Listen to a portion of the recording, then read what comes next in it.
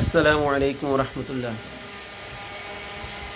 সকল সুদী ভাই ও বোনদের দৃষ্টি আকর্ষণ করছি। আজকের যে আলোচনাটা নিয়ে আসছি সে আলোচনাটি হলো মেথি সম্পর্কে। মেথি এমন একটা জিনিস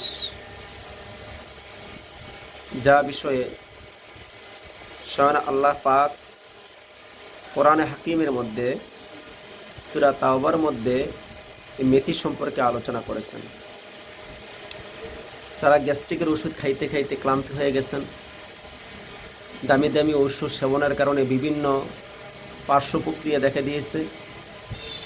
গ্যাস্ট্রিক দিনের দিন বৃদ্ধি পাচ্ছে।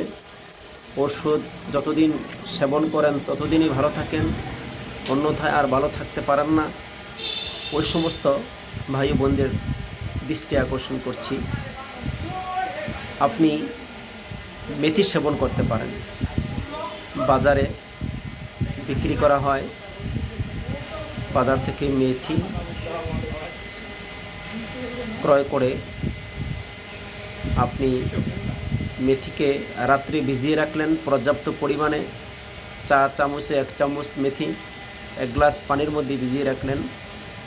সকালবেলা ঘুম থেকে জেগে সালাত আদায় করে খালি পেটে আপনি মেথির পানিটুকু খেয়ে নিলেন, অথবা সকাল সন্ধ্যায় দুপুরবেলায় আপনি সেবন করলেন।